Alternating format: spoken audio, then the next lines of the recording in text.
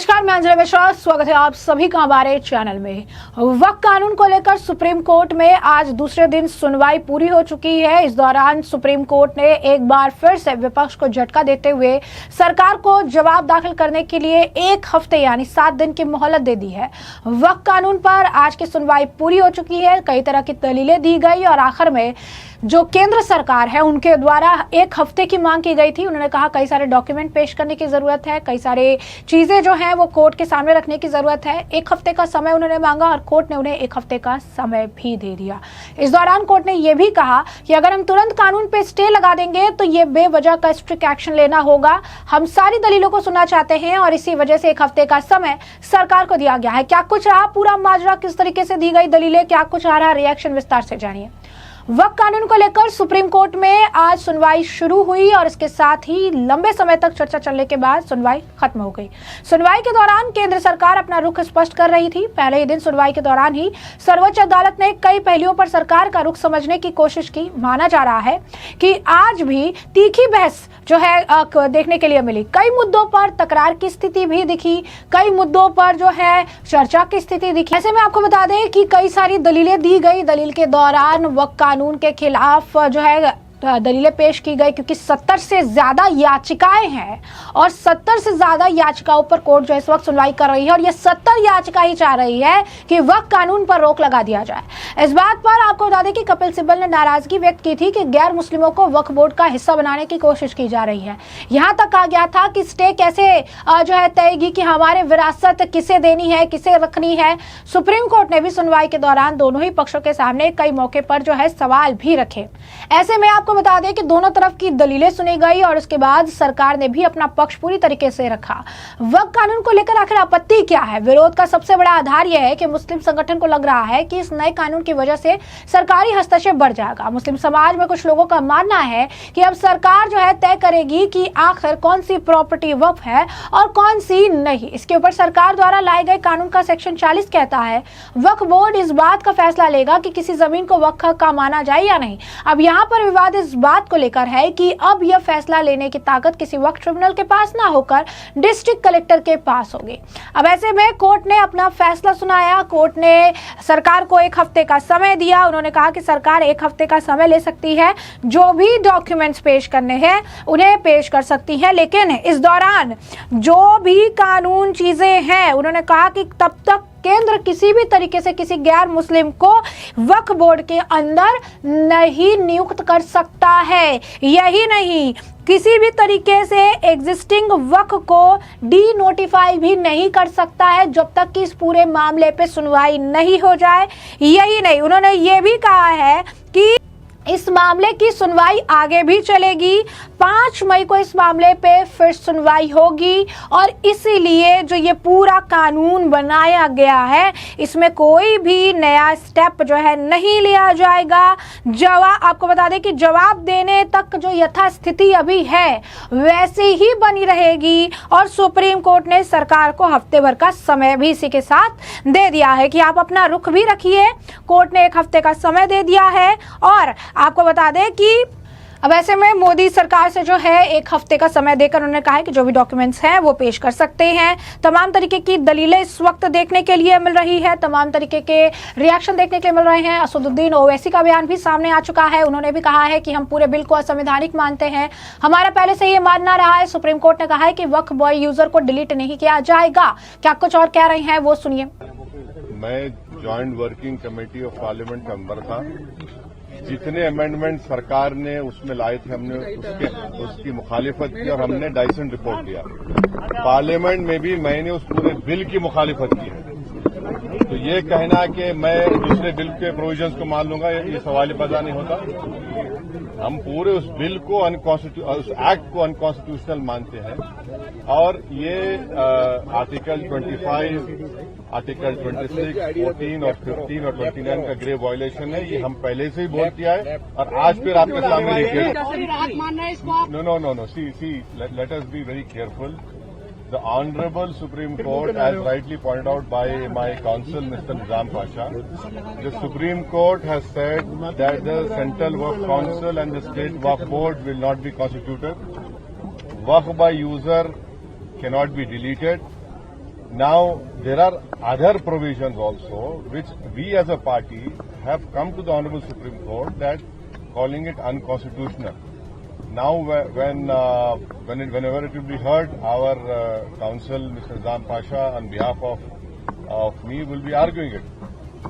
As you know very well that during the deliberations of the Joint Working Committee, I have given a Dyson report opposing all the amendments that were proposed by the government. And during the debate in the Parliament on the consideration and passing of that bill, I have opposed each and every amendment. I have called it unconstitutional.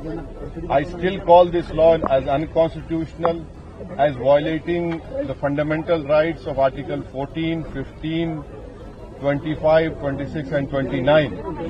So our legal battle will continue to ensure that this act, against this act will continue. तो जैसा कि आपने उनका बयान सुना है, आपको बता दें कि सुप्रीम कोर्ट ने कहा है कि 73 में से 5 याचिकाओं को लिस्ट किया जाएगा, उसी में सारी दलीलों को शामिल किया जाएगा। दोनों पक्षों को तय करना है कौन सी 5 याचिकाओं को लिस्ट किया जाए। तो ये भी बहुत बड़ी बात है कि उन्होंने दोनों पक्षों को कहा है कि डिस्कशन करिए। एक ही डिमांड है और वो है, एक तरफ है कि वक्फ कानून को कंटिन्यू किया जाए, एक है कि वक्फ कानून पर रोक लगाई जाए।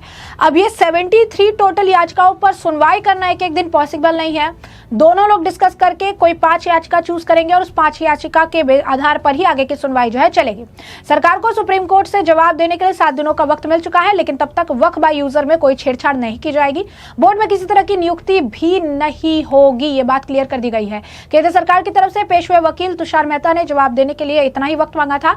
सरकार का कहना है कि कई ऐसे डॉक्यूमेंट है जो सामने रखने बाकी है। इस मामले को लेकर सुप्रीम कोर्ट के कई सारे एडवोकेट हैं, उनका भी बयान सामने आया है। आपको बता दें कि कोर्ट की सुनवाई पर एडवोकेट वरुण कुमार सिन्हा का बयान है, क्या कुछ कह रहे हैं वो सुनिए।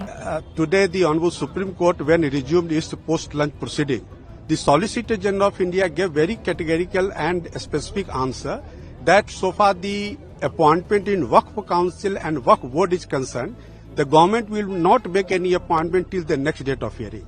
The second was regarding the Waqf by user. So the Solicitor General said that those Waqf by user which is registered and gazetted, that will not be denotified till the next date of hearing. Meaning thereby rest of the provisions of the amendment of Waqf Act 2025 will continue and it will be given effect by the government. What the Solicitor General submitted, do you think it's some kind of a backstep? No, not at all, because this is the statement by the government and the government has balanced both the sides, and so that nobody can get prejudice, and the intention of the government has been made very clear through the presentation made by Solicitor General that the government is not against anybody.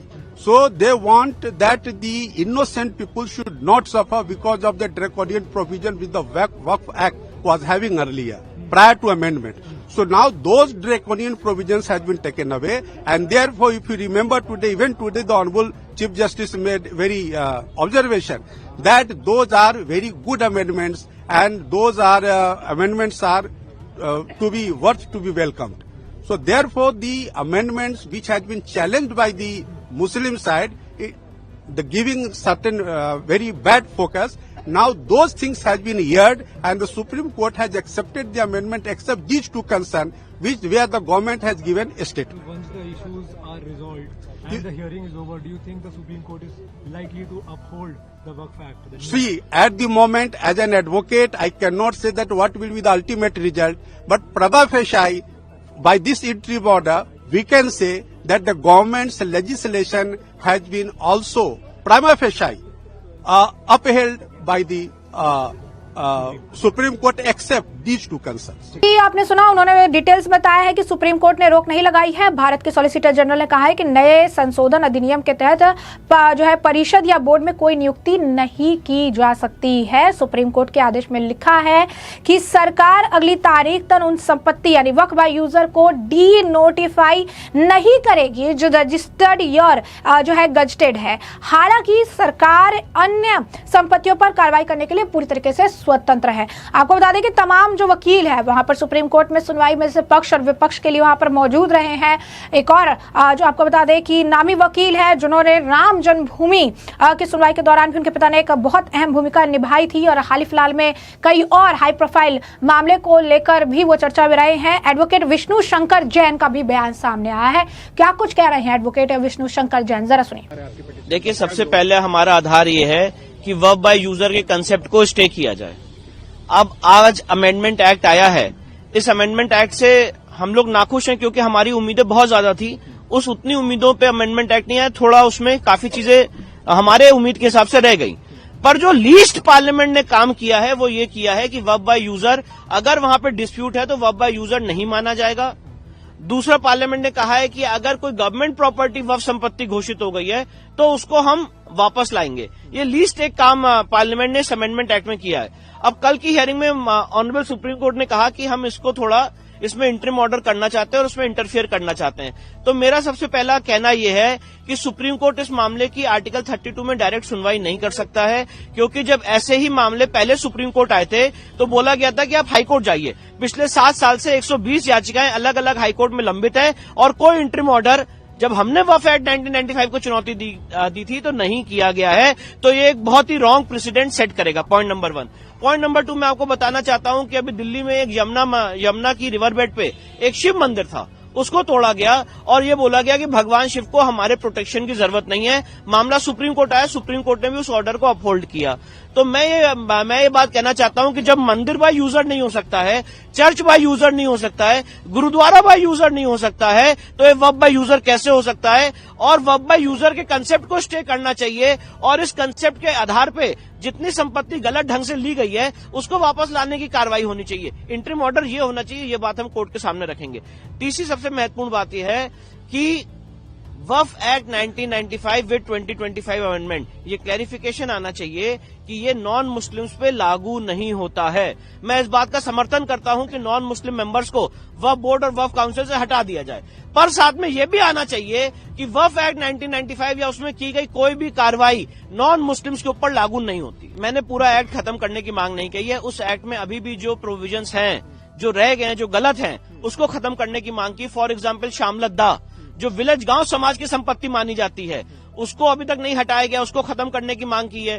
Section 6 में जो person aggrieved शब्द use है, जिसकी श्रेणी में non Muslims भी आते हैं, उसको खत्म करने की मांग की है। सेक्शन 8 में टैक्स पेयर्स के मनी को वक्फ के सर्वे में उपयोग करना का जो प्रावधान है उसको खत्म करने की मांग की है। सेक्शन आपका 36 जिसमें डबल रजिस्ट्रेशन का प्रोविजन है, कोई अपॉर्चुनिटी ऑफ हियरिंग देने का प्रोविजन नहीं, उसको खत्म करने की मांग की है। सेक्शन 41 में फिर से रजिस्ट्रेशन का प्रोविजन है, उसको खत्म करने की मांग की है। इंक्रोचमेंट हटाने के लिए जो स्पेशल पावर दी गई है सेक्शन 52, 53, 54 में, उसको खत्म करने की मांग की है। वक्फ ट्राइब्यूनल को खत्म करने की मांग की है। सेक्शन 89 में वक्फ के खिलाफ केस फाइल करना है तो नोटिस देना पड़ेगा, उसको खत्म करने की मांग की है। सेक्शन 101 में वक्फ को जो पब्लिक सर्वेंट का दर्जा दिया गया है, वक्फ बोर्ड के जितने लोग हैं उनको खत्म करने की मांग की है। तो इन सारे फिर मांगों पे भी सुप्रीम कोर्ट का हमारा निवेदन है, सुनवाई होनी चाहिए और इस पे भी इंटरिम ऑर्डर पास होना चाहिए। क्या मुख्य दलील? मेरा सबसे पहला कहना यह है कि जब हिंदू समाज का मंदिर तोड़ा जाता है जो पब्लिक लैंड पे होता है, अभी आपने हाल ही में देखा कि दिल्ली में 3 मंदिर जो मयूर विहार फेज 2 में थे,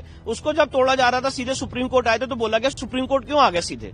जब वक्फ को लेके हम सुप्रीम कोर्ट आए थे सीधे तो बोला गया सुप्रीम कोर्ट सीधे क्यों आ गए। और 7 साल से पूरा समाज इस देश के अलग अलग हाईकोर्ट में स्ट्रगल कर रहा है। 140 से ज्यादा याचिकाएं देश के अलग अलग हाईकोर्ट में दायर हो चुकी हैं, आज तक कोई इंटरिम रिलीफ नहीं मिली है। तो क्या पैमाना है, क्या मापदंड है कि एक पक्ष सुप्रीम कोर्ट आता है और उसकी सुनवाई की जाती है और इंटरिम ऑर्डर देने के लिए एक बात की जाती है, तो ये कानून, यही चीज दूसरे पक्ष के लिए भी लागू होनी चाहिए। Point number 1। पॉइंट नंबर 2, मैं आपको बताना चाहता हूं कि अभी 4 राज्यों के जो एंडोमेंट एक्ट हैं जिससे हिंदू मंदिर को टेक ओवर किया गया है, उन 4 राज्यों के एंडोमेंट एक्ट की सुनवाई पिछले 13 साल से सुप्रीम कोर्ट में चल रही थी और हाल ही में सुप्रीम कोर्ट ने फैसला दिया है, मैं ऑनरेबल जजेस का नाम नहीं लेना चाहता हूं, जिसमें सुप्रीम कोर्ट ने कहा कि सारे मैटर हाई कोर्ट में चले, हम यहां पे इसको क्यों सुने।